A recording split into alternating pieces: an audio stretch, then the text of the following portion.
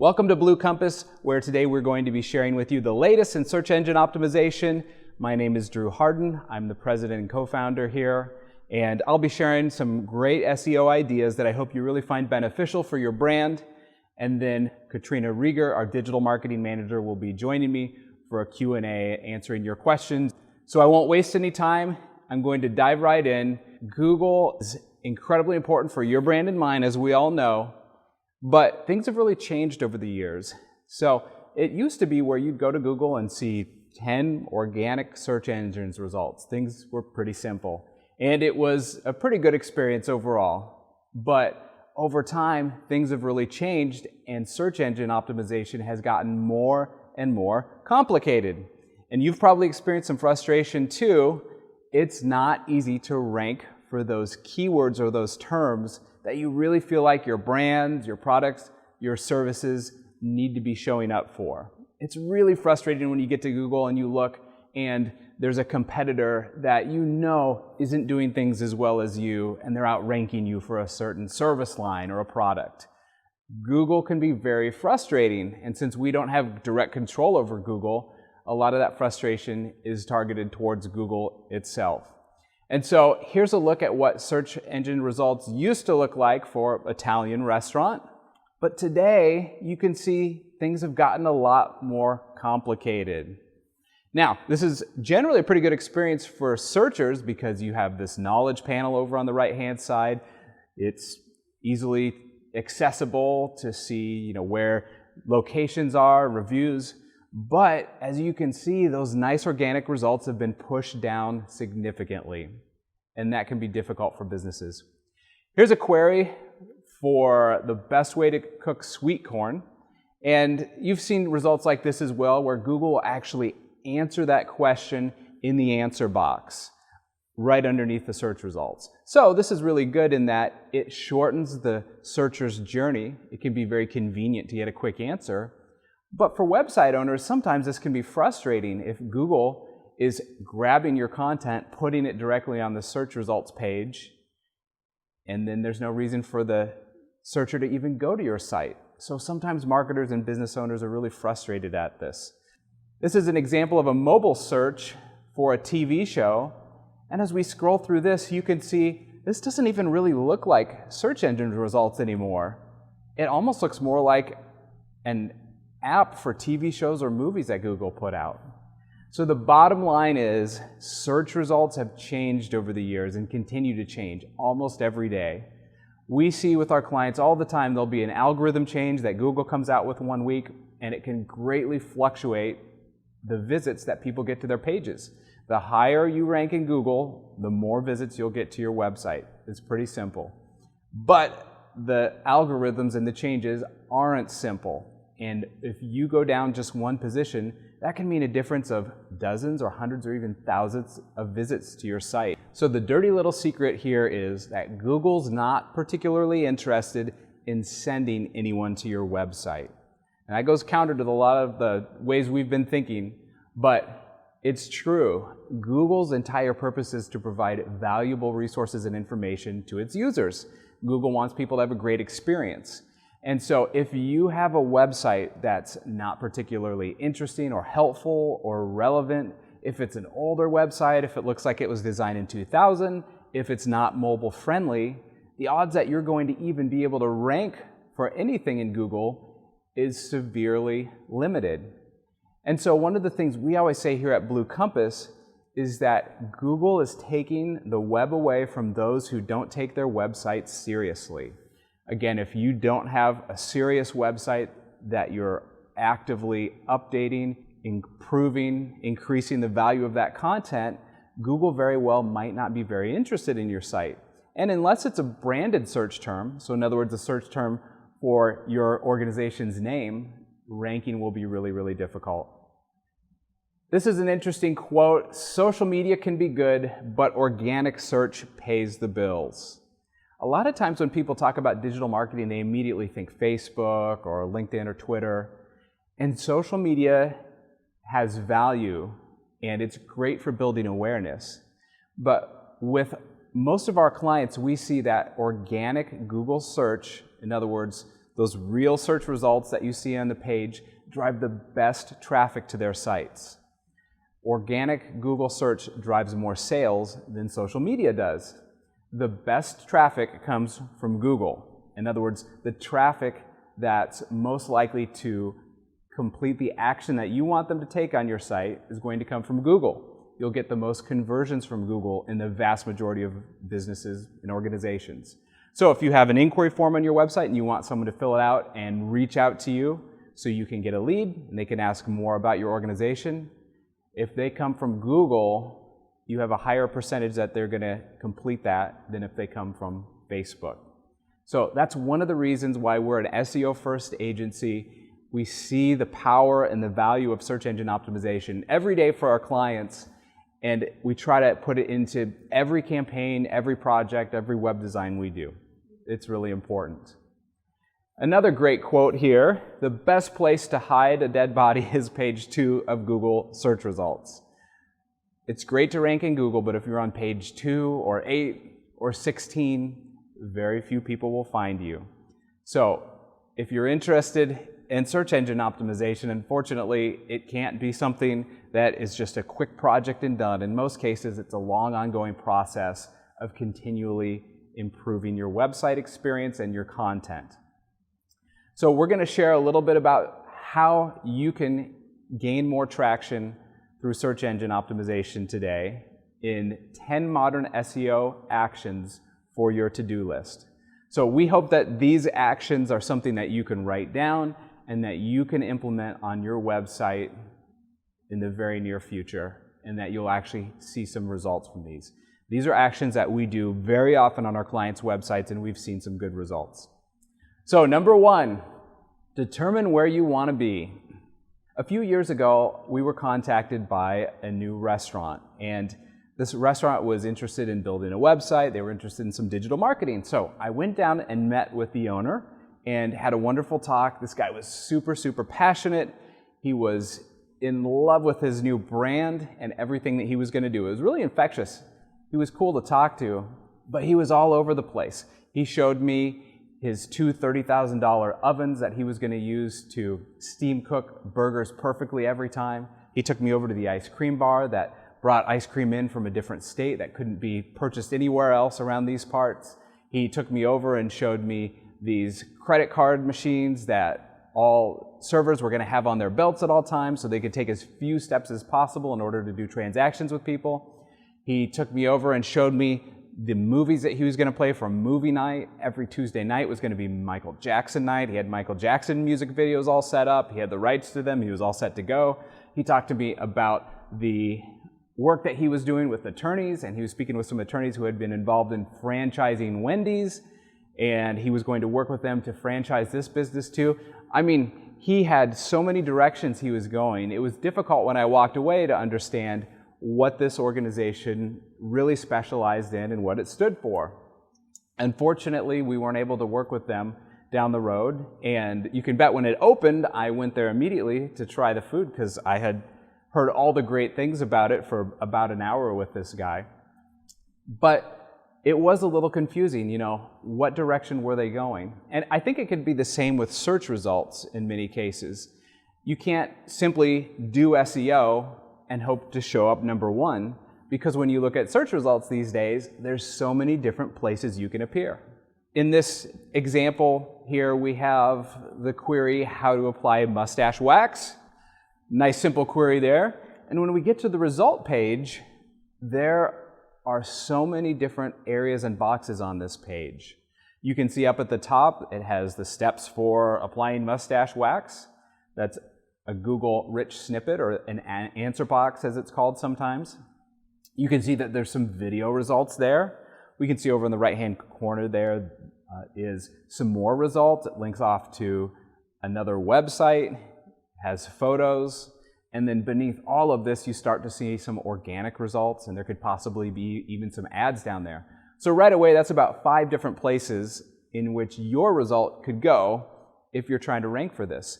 So the whole idea here is to think about the big picture and consider the right place for your brand to appear when it comes to the search results that matter most for you.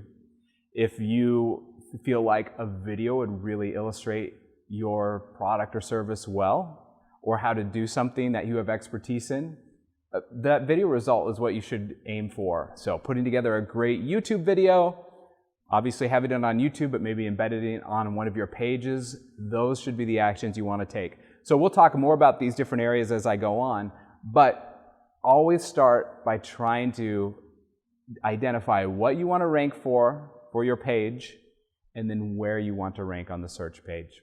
All right, number 2 is to use keyword research to find the right terms.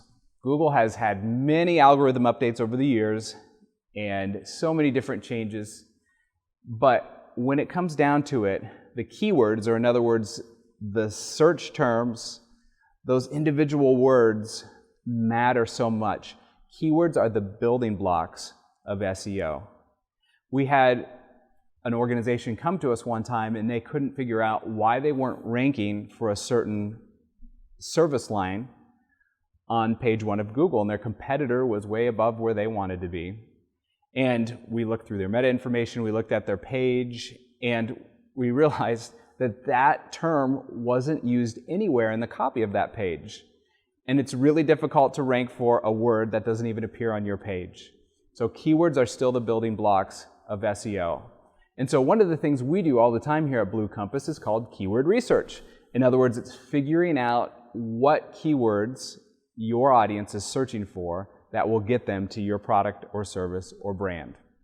One time we were working with an organization that did bariatric surgery, and they continually were talking about bariatric surgery. That term was all over one of their pages, but the problem is their audience doesn't search for bariatric surgery. When we did keyword research, we realized they searched for weight loss surgery. Now that might not be the proper term for this surgery, but that's what their audience used. So we made sure to include the terms weight loss surgery throughout the pages, as well as bariatric surgery. Really simple example, but that's the mentality we need to have, because you and I often talk differently than our audience does. So here's a simple search we could do in Google for some keyword research. Really elementary keyword research, but pretty quick and easy. We searched for home builder, and you scroll down to the very bottom of the page. You see that area with all the O's in the Google, and you'll see a searches related to area. So again, if home builder was what we're trying to rank for in a certain area, these are other terms that people searched for after or before they searched for home builder. So we also see home plans or home designers. It would make sense for us to include these terms in our page as well. This is Google Trends. This is another way to do some simple keyword research. So we searched here for dog sitting, dog walking, and dog care. You can put multiple terms in. And as you can see, you can put in the date which you would like to search back. So let's search back 12 months. Let's search in Iowa. And then you can see exactly how many searches or the search volume for these terms. And in this example, you can see that the yellow one, or dog care, is searched for a bit more than the other ones. And so it would make sense for us to include dog care within our page, and maybe even more than the other terms. So again, these are really simple elementary ways that you can use to find those search terms that your audience is looking for. And we do use a lot of other tools. You can search online for other tools to do this, but these are 2 free tools that will give you a basic picture. All right. Number 3 is aim for the Google answer box. Talked about this a little bit before, so it's called rich snippets or structured data sometimes, but we've all had the experience where we search in Google and then Google answers our query within the search result page. And as I mentioned earlier, some people find this to be negative. They don't want Google stealing their content and putting it on their page so that people don't have to click through to their website. But we have found in our research that it's advantageous to show up for this place because of the visibility and awareness it gives your brand. And there are still a lot of people that click through when you get to that answer box. So it's a really valuable thing to do. So this is an example here. What are types of life insurance? And you can see that this answer box has some results.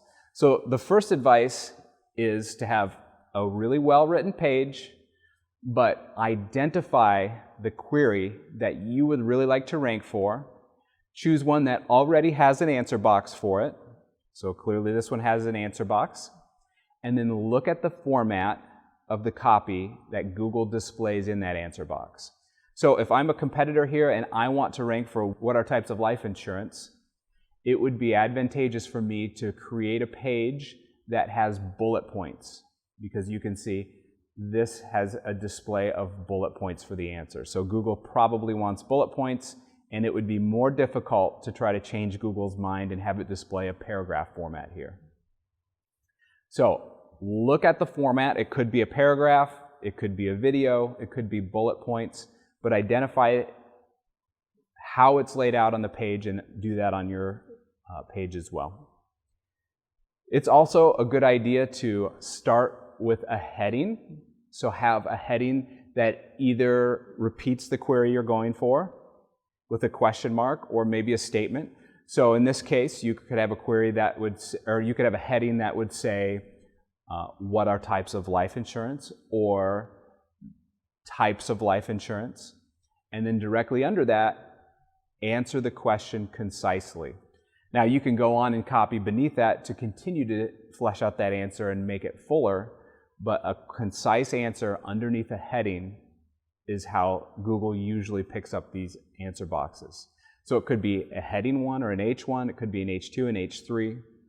One of the things that we have done on our website is create FAQs, and we've seen some good success with this, and a lot of brands try this, and this is not a bad way to try to show up for those Google answer boxes. So you can see in this example we have simply what is SEO, and then we answer it in a concise method. And so coming up with FAQs on your website, it could be a full page of FAQs about one of your service lines or something in your expertise, or maybe just a few FAQs on one of your service line pages.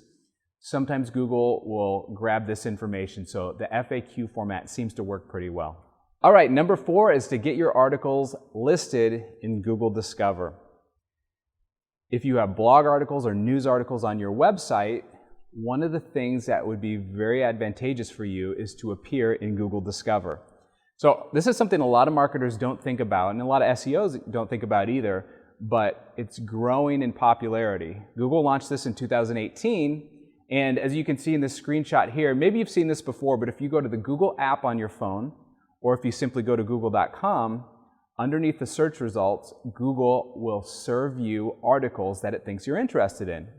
On Blue Compass, we recently had this article, which is all about the best practices for navigation and hamburger navigation. This recently ranked really well in Google Discover. And so Google started showing this to people when they went to the Google homepage on mobile devices. And we got quite a bit of clicks and quite a bit of traffic from this, which is really good for us. So if you can get your articles to display in Google Discover, it's very advantageous for your brand. It gives you great exposure, and it can bring you more traffic to your website. And so a few ways to do this, and the first one is simply write a really, really good article. Make sure it has a decent amount of copy so you can provide lots of value, not just 100 words, probably 600 words or more. Really well written. Make sure you have a great visual. So have a nice visual up towards the top that looks really good. In most cases, this works best if it's something that you design or photographed yourself, but a stock photo can work too. And then we've also seen embedding a YouTube video in these pages can really help attract Google Discover's attention. And in the example I showed before with the hamburger navigation article we did, we put a YouTube video in there, and before it didn't rank in Google Discover, and this kind of attracted Google's attention, and it started to rank. So these are some simple things you can do, but basically if you can get Google's attention by creating a really high quality article that it notices a lot of people are frequenting, then you can have an opportunity to rank in Google Discover. Unfortunately, there's no place to submit it to Google Discover. You can't make Google do it, but just writing really good high quality articles seems to be the best method. Now, if you'd like to see if any of the articles on your website now are being submitted and being visible on Google Discover, you'll need to go to Google Search Console, which is a huge must for anyone who is interested in SEO. It's kind of like Google Analytics. Google Analytics shows you how people see your website, and Google Search Console shows you how Google sees your website. It's the place where Google communicates with you about your website. And it will show you in a Google Discover section in Search Console if and when you're ranking for these articles. So it's a platform we are in all the time here at Blue Compass, and I think it'd be really valuable for you to discover as well if you haven't already. All right, number 5 is identify top pages and build internal links. So a lot of us know that the more websites that link to your page and link to your website, the better. A link to your website is like a vote of credibility in the eyes of Google. Getting links externally is very positive, but one of the things we often forget about is that internal links are really powerful too. So if you have a page on your website that you'd really like to see do better in Google, simply link to it for more web pages on your website. They have to be natural links. If you are really artificially linking to it, that's not the best. But if you're talking about the same service line or something on another page, if you could just simply hyperlink some of that text to that article, that'd be very beneficial. It's called the World Wide Web because it's a web of links. And Google bots find your information by simply going through links. So the more internal links you can create, the better. This is something that we do more and more here at Blue Compass, and we've created internal content pieces that we call pillar pieces. And these are like FAQs and guides that different people can benefit from, but it's also a great way to link to the service lines on our pages. Number 6 is eliminate useless pages. A few years ago, I was at a conference in Seattle, and we had someone speaking to us who was from Disney, and they were from a major sports brand. They didn't say what the brand was, but my guess was probably ESPN. And the guy was talking about his website that had millions and millions of URLs, millions of different pages. And he decided one year to go through and delete or make inactive every single page on his website that got 10 or fewer views a year. So basically kind of cutting out the fat of the website. And he showed us the results after he did it, and you can see in this graph, after he unpublished 80,000 of these pages, the organic search results from Google immediately increased.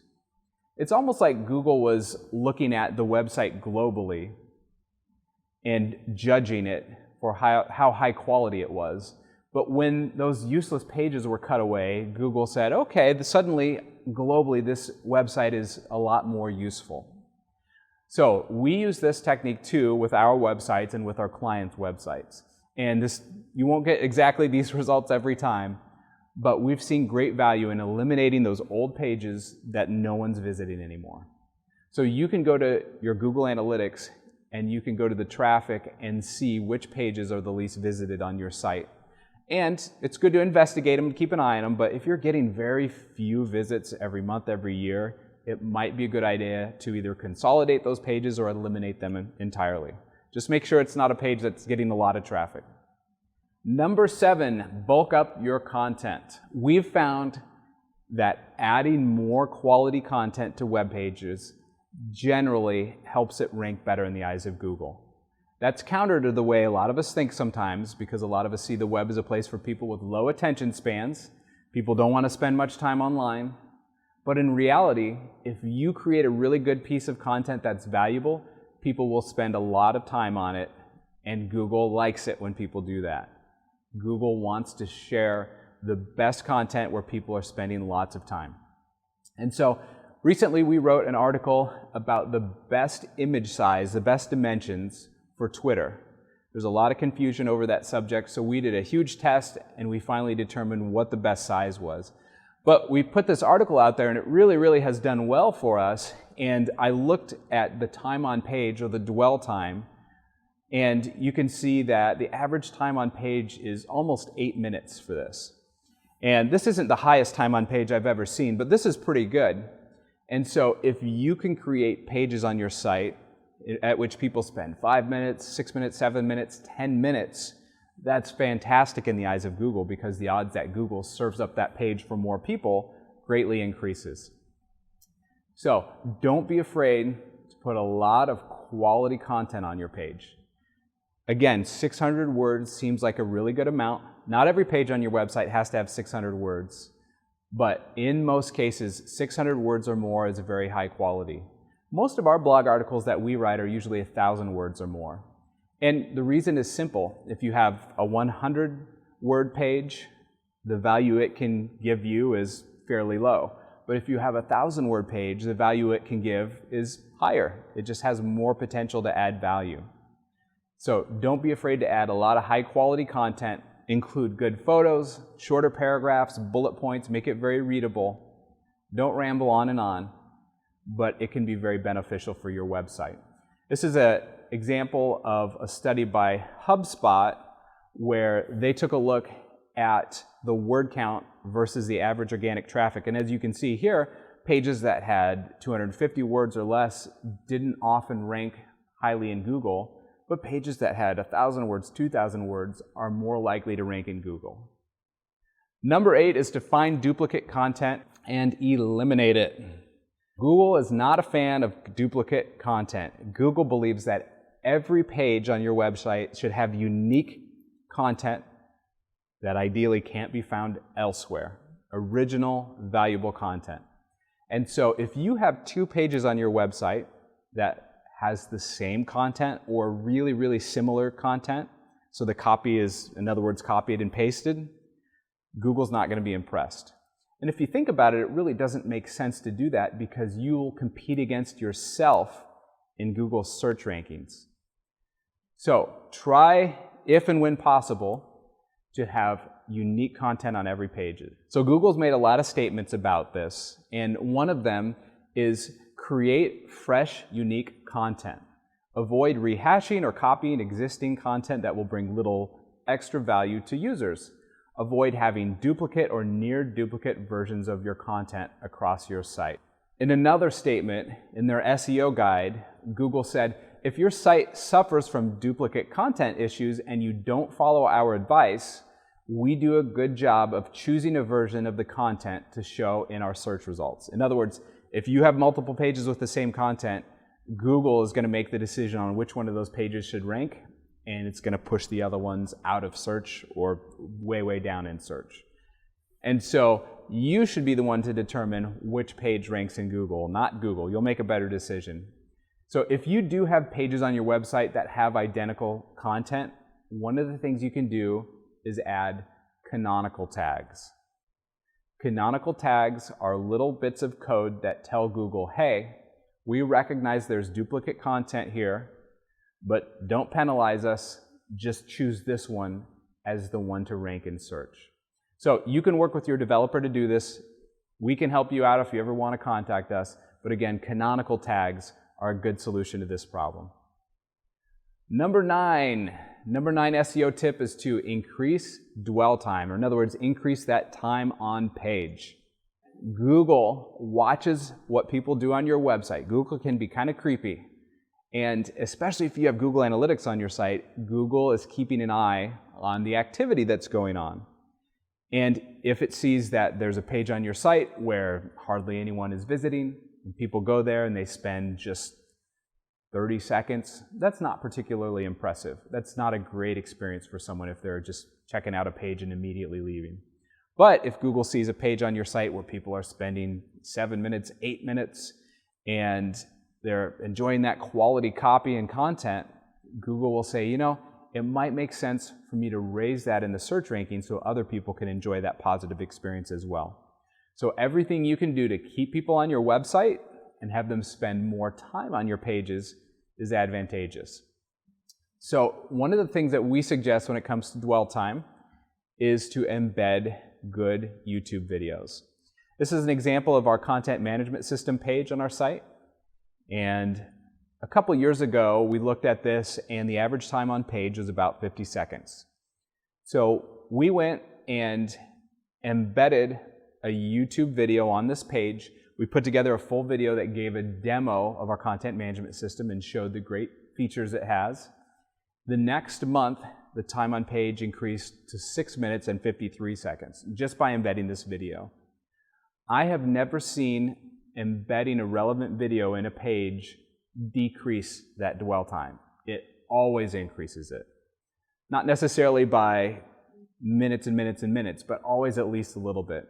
So if you have a good video that you can embed on a relevant page, it might be worth doing so.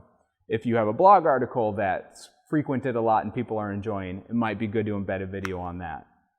Also, great quality photos are another good way to increase that dwell time, and of course, just quality content. Number 10 is create unique meta titles and descriptions for each page. Your brand begins in search. Meta titles and meta descriptions are billboards for your web pages. And it's very important that your meta titles and meta descriptions are written the right way. So here's an example we have. It says 12 great aquatic centers and pools in the Des Moines area. That blue text there, that's the meta title, and the copy underneath it is a meta description. Currently, we suggest having about 60 characters in the meta title. If you have more than that, they can get cut off. And then about 120 to 140 characters in that meta description. I thought this was a pretty good meta title. Here's another example, swimmingpool.com pipe home. Not as effective. And the first meta title will probably get more clicks because it's just more interesting and eye-catching. So when you go through Google and you look at the search results, you judge what you're going to click on based on the meta title and description. Writing really good meta titles and descriptions that evoke curiosity and interest, they're unique, and they include the important keyword that you're trying to rank for is really important. We've seen well-written meta titles and descriptions turn websites around. Your meta title and description should be unique for every page on your site. Ideally, there's no duplicate meta titles and descriptions. So if you know how to update these on your site, you can probably do so in your content management system. And if you're not sure, reach out to your developer. Maybe they can help you with this. But again, a huge area of emphasis that we'd suggest for your website. You know, the bottom line is the #1 way to improve SEO is to add valuable content that serves your audience.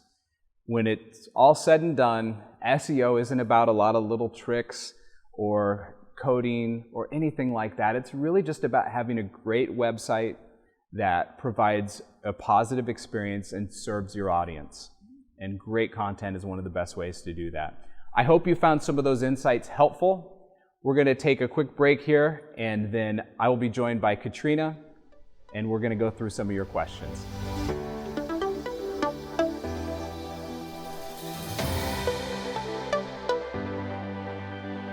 All right, welcome back, and I am joined now by Katrina Reger. She is the digital marketing manager here at Blue Compass, and she and her team are very involved every single day in getting more qualified users to come to our clients' websites through search engine optimization. And she and our team have worked on Fortune 500 companies' websites, on small family businesses, on nonprofits, and really everything in between. So she and we have some really great real-world experience in utilizing some of these tactics I just talked about. And we're really excited to ask some user-submitted questions. So these are questions that attendees here to our webinar have submitted. But as we move forward, SEO can obviously be really complex. So if we can ever assist you or serve you with your search engine optimization or your digital marketing or website, don't hesitate to reach out to us. We'd love to have a conversation with you. And if you enjoyed the content here today, please feel free to subscribe to our YouTube channel. We put out at least one video every week just sharing a question and answer about some sort of digital marketing tactic. It could be something about Facebook or Google or best practices on your website, but we try to make them really actionable and valuable for your team. And then one of our questions we got here I thought was really good, and it is, what will Google search be like in 10 years? That's a great question and maybe a really big one too. And so we will be answering that and posting it on our YouTube channel tomorrow because we want quite have time to get to it today. All right, so our first question submitted to us is, Google has a new people cards feature. What are people cards? That's a great question. We are used to seeing in search results, if you Google a famous person, there's a knowledge panel information about them on the right side of search results. We're used to seeing that for brands and famous personalities, but they are now starting to create people cards or profile cards. Both names are being used in the SEO world right now, and they are highlighting individuals.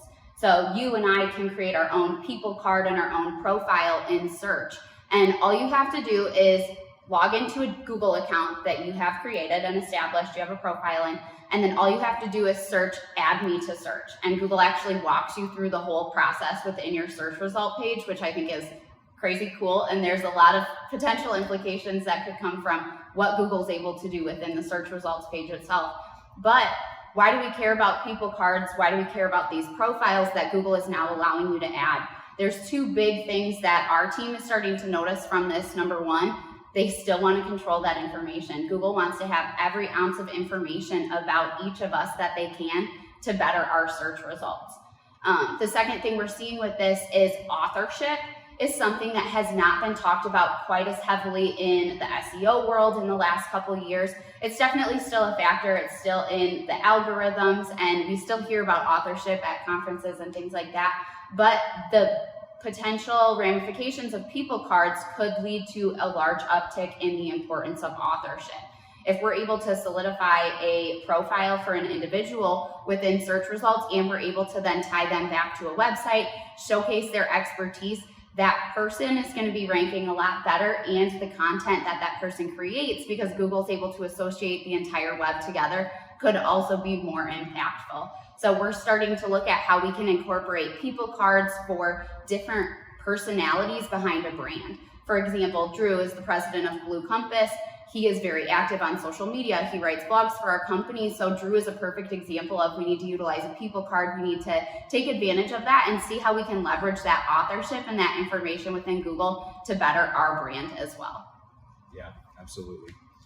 All right, next question. What tools or programs can I use to best measure our current website SEO and the changes that could be made? We always like to start with Google tools. If we're looking at how am I performing in Google, how is my website performing in Google, we want to start with the information Google gives us directly, and the best place to get that is Google Search Console.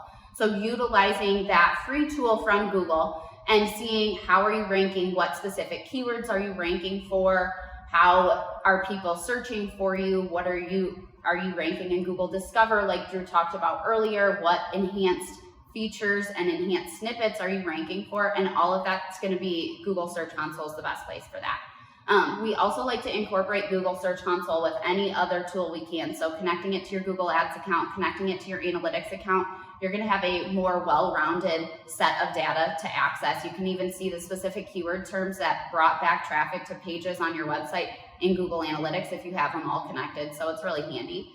From a paid tool perspective, or where else are we looking outside of Google? We're also looking, SEMrush is one of our favorites from a keyword tracking perspective in our office. They have good data reliability. They tell you how they're getting the information they're very transparent, and that's an important factor for us here. We also like to utilize Moz if we're looking at local specific. They have some good local information in there, and those are our main ones. All right, next question. How can I embed YouTube videos on my webpage? Embedding YouTube videos is incredibly valuable. So starting with the how, if you open up the video that you would like to embed, there's the thumbs up, some thumbs down. You can see how people are interacting with your video, and right next to that, there's a share button. Once you click on that, it gives you link options. You can tweet it out directly. You can share it to Facebook. It gives you those options. And then there is an embed option as like the first toggle. Once you select that embed option, you're going to get a code that you can embed into the HTML portion of a website. Why do we love embedding videos, YouTube videos, into web pages? First of all, you can mesh the analytics between the two of them. So if somebody's watching it on the web page, you're still getting that count and those video views in YouTube, which is incredibly convenient to be able to merge those together. We also really like adding, Drew talked a lot about how much time is somebody spending on your web page. and the value of that and how that can impact your search results and how you rank in Google. So adding a video is a great way to keep that captive audience and really keep them on your pages for a longer period of time. So lots of good benefits from that. Yeah, we've seen that time and time again. And for most of us, you probably have a content management system too, where you might even be able to just simply grab the URL, the web address of the YouTube video, and pop it right into a page. And that's usually the easiest way, but you can also do it via the embed code. How important are backlinks in SEO? I spoke a little bit about internal links and backlinks a bit, and as I mentioned, generally a link to your website from another credible website is like a vote of credibility in the eyes of Google. And Google started out by being almost entirely link-based. In other words, they would rank pages almost entirely based on what other websites link to them. So today, in these modern times, are links as important as they used to be? Not nearly as important. They still have value, and backlinks to your website, like you said, that vote of credibility is good, but the basic foundational elements of SEO are far more important. Doing things right from the beginning, having a good user experience on your website, all outshine the backlink, especially external backlinks. We have seen more improvements by enhancing the internal linking structure of a website than by adding dozens of external links to a website, even from incredibly valuable websites. So we really like to focus on that internal linking structure and making the website itself as good of a user experience as you possibly can. And that is, at the end of the day, is going to set you up for better success than the time and investment that it takes to create a valuable external backlink structure. Sure. Here's a good question. Why do you focus so much on Google? What attention do other search engines such as Bing or Yahoo receive? We focus on Google because Google has the most stringent criteria. So since Google is the keywords that they show in like the length of your meta title, the length of your meta description, how they're highlighting the keyword that was utilized in that title and description is much more advanced than what we're seeing on other platforms. Bing allows longer meta titles and descriptions, so if we optimize for the shorter version that's allowed on Google, we're automatically going to fit into the Bing results as well. Same goes with Yahoo. So for that reason, we optimize for Google, knowing that we will be within the criteria for the other search engines as well.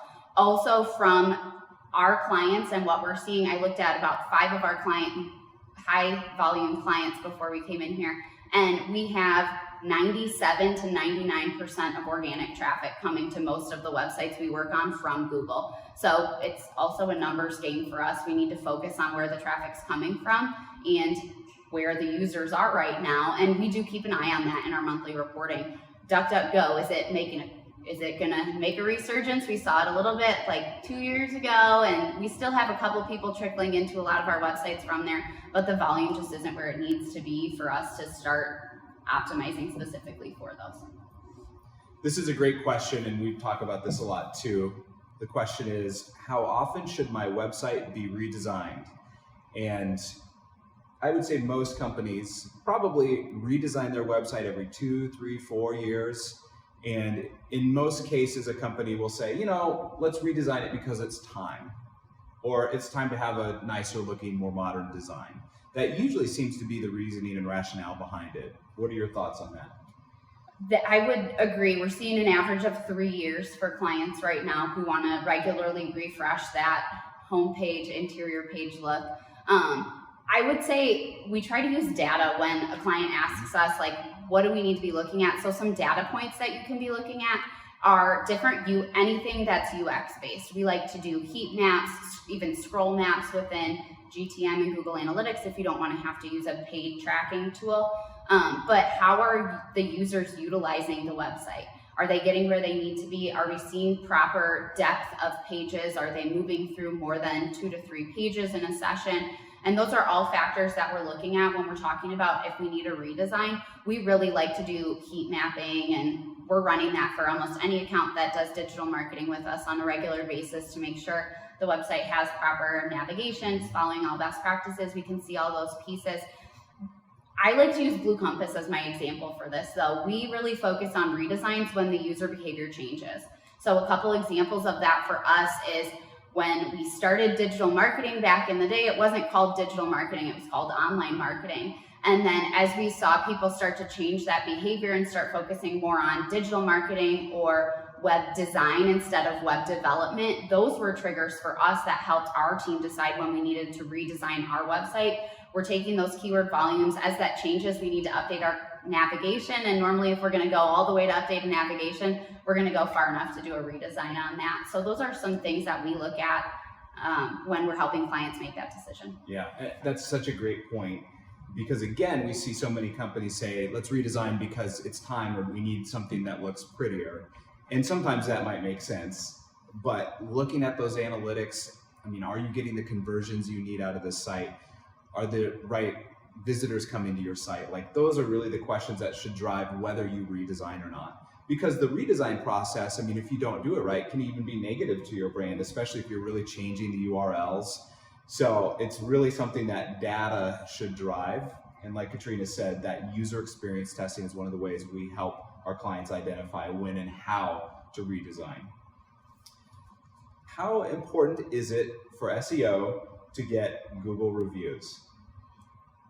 Google reviews are a ranking factor right now within the algorithm. We know that Google reviews are helpful and we see them in more important in B2C situations where a user's looking up reviews of a company and they're usually like our pest control clients, our heating and cooling clients. We see reviews playing a much bigger impact with them. The nice thing about those reviews is normally if they're gonna write something about it, they're organically gonna be using the keywords that we also want to rank for, and that's where we see the biggest impact. If the reviews not only have 5 stars, but have keywords that pertain to your website in them, you're gonna see better results from those types of reviews than you will somebody just leaving a 5-star without a comment on it. So we do encourage our clients when they're asking for reviews to prompt them.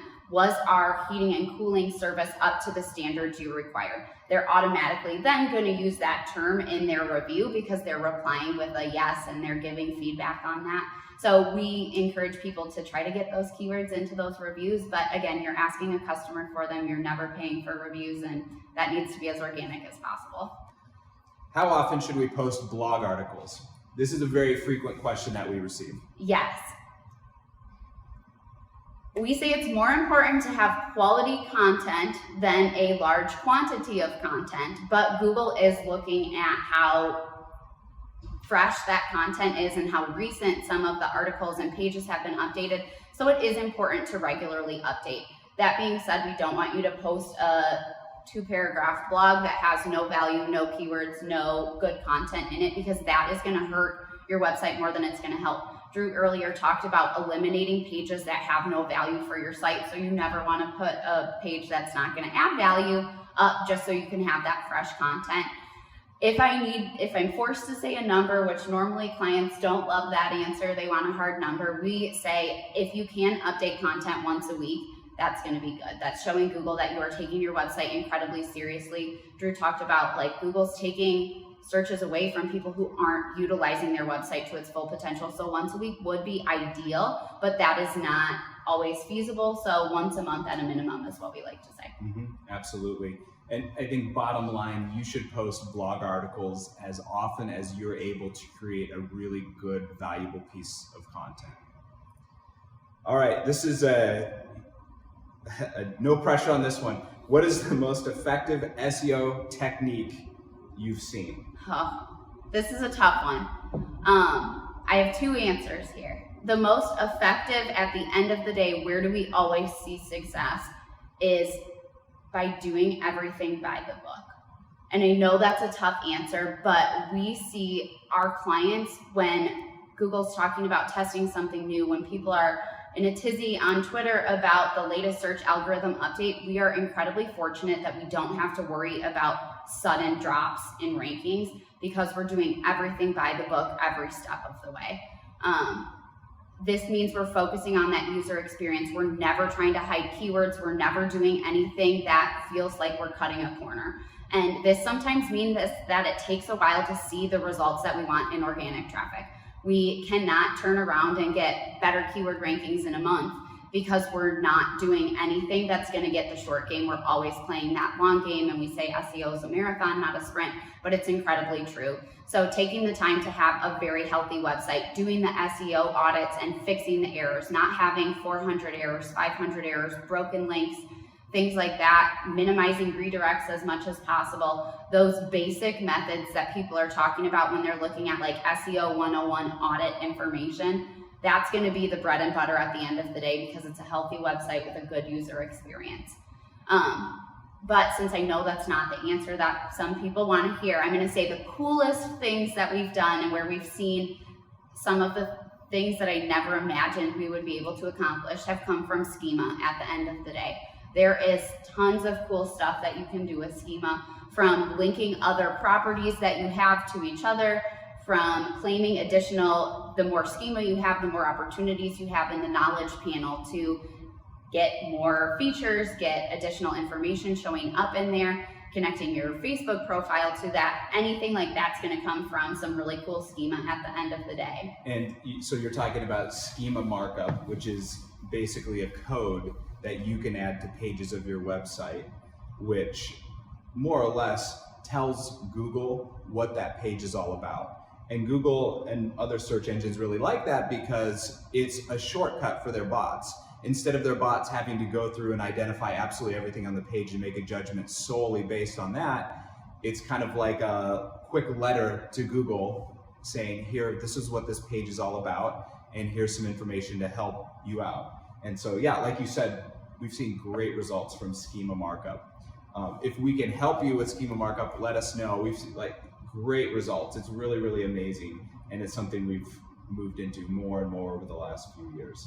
We've been able to develop some very intricate search placement for clients with some advanced schema markup, and everything from, okay, we want to take up as much space as possible with our page result, and we're able to control, like, we have our own FAQ section under some of our clients' SERP results because we're answering FAQ questions. We're doing it very carefully and with this code that Drew was talking about. The nice thing is that it doesn't change what the user sees on the front of the website.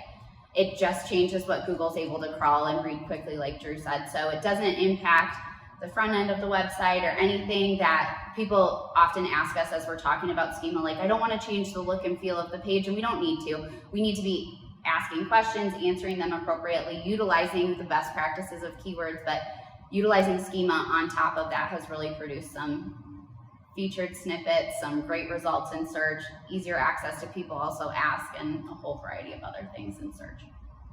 We hope that was really helpful for you and that you took some great action items away for your website. And again, if you have any further questions, reach out to us. Just go to bluecompass.com, or you can email us at info@bluecompass.com.